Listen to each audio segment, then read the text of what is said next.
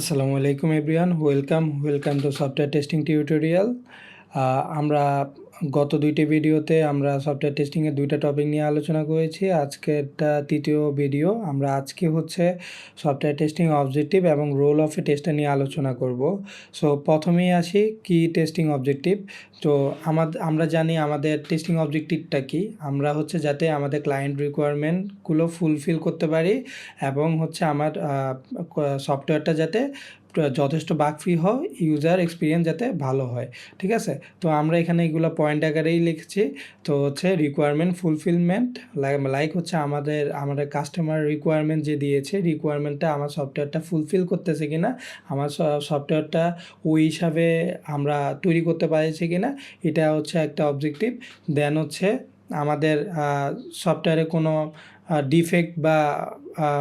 Defect আছে কিনা। তো আমরা জানি ডিফেক্ট যত আগে আমরা ধরতে পারবো ততই আমাদের কোস্ট অনেক রিডাকশন হবে, আমাদের ক্লায়েন্টের সাথে আমাদের রিলেশন বেটার হবে। সো আমাদের সফটওয়্যারের এক্সপিরিয়েন্সটাও ক্লায়েন্ট বেটার পাবে। তো আমাদের ফার্স্ট অবজেক্টিভই হওয়া উচিত যে আমাদের ডিফেক্টটা প্রিভেন্ট করতে পারছি। হ্যাঁ, ডিফেক্টটা যথেষ্ট আগে আমরা প্রিভেন্ট করতে পারছি। তারপর হচ্ছে আমাদের সফটওয়্যারটা যাতে ইউজার এক্সপিরিয়েন্স বেটার হয়।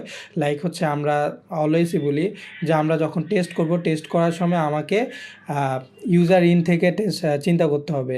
হ্যাঁ, আমার ইউজার কিভাবে আমার সফটওয়্যারটা ইউজ করতে পারে, আমাদের ওই হিসাবে সফটওয়্যারটাকে তৈরি করতে হবে যাতে এটা হচ্ছে ইমপ্রুভ ইউজার এক্সপিরিয়েন্সটা ইমপ্রুভ হয়।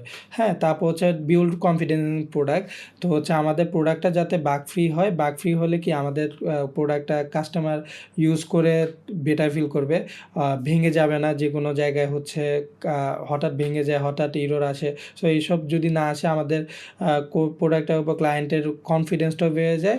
সাথে সাথে আমাদের যাতে প্রোডাক্টের ব্র্যান্ড ভ্যালুও ইনক্রিজ হয়। সো নেক্সট হচ্ছে রোল অফ এ টেস্টার।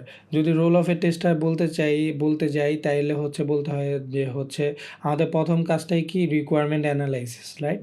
আমরা হচ্ছে আমাদের কাস্টমার যে রিকোয়ারমেন্ট দিছে এই রিকোয়ারমেন্টটা অ্যানালাইসিস করে কি করি, আমাদের এই রিকোয়ারমেন্টের মধ্যে কোনো গ্যাপ আছে কি না।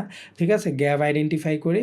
গ্যাপ আর কোনো জায়গা যদি আমাদের কোনো কোশ্চেন থাকে, ওই কোশ্চেন আমরা বলি যে এটা কেন হবে, এটা কেন হয় নাই, হ্যাঁ, এটার কাজ কী। ঠিক আছে, আমরা রিকোয়ারমেন্টগুলো অ্যানালাইসিস করি।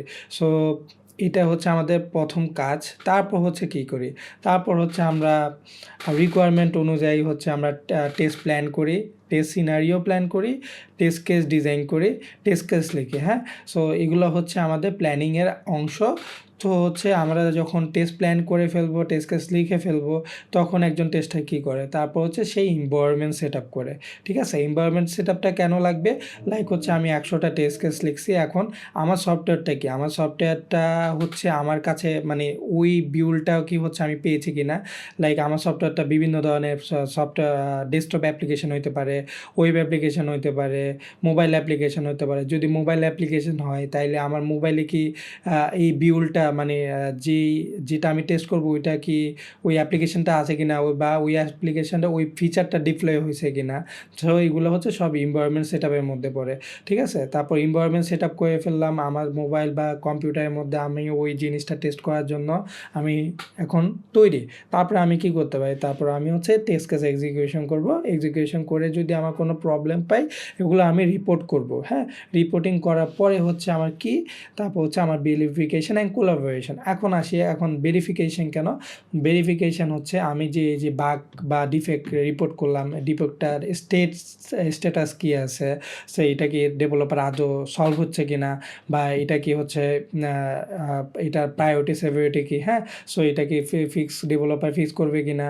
ঠিক আছে, এগুলো ভেরিফিকেশন করা। যদি ডেভেলপার ফিক্স করে, আবার এটাকে আবার নতুন করে টেস্ট করে আমি হচ্ছে ভেরিফিকেশন করে এই যে ডেভেলপারের সাথে যে আমি কোলাবোরেশন করলাম, কমিউনিকেশন করলাম, এটাও আমাদের টেস্টারের রোলের পার্ট। হ্যাঁ, সো হচ্ছে আমাদের আরও কিছু এসেনশিয়াল স্কিল থাকতে হবে, যেমন কমিউনিকেশন স্কিল মাস্ট। যে আমার হয়তো এখানে ডেভ এসে বলতে পারে যে হচ্ছে আমার এই বাগটা হচ্ছে ইললজিক্যাল, হ্যাঁ? বা এই বাগটার কোনো সেন্স নাই, হ্যাঁ?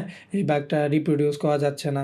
ঠিক আছে? আমি যদি আমার যথেষ্ট লজিক দেওয়ার পরে এবং হচ্ছে আমি রিকোয়ারমেন্ট দেখানোর পরেও যদি ডেভেলপাররা রাজি না হয়, তাইলে আমার কার সাথে কমিউনিকেট করতে হবে?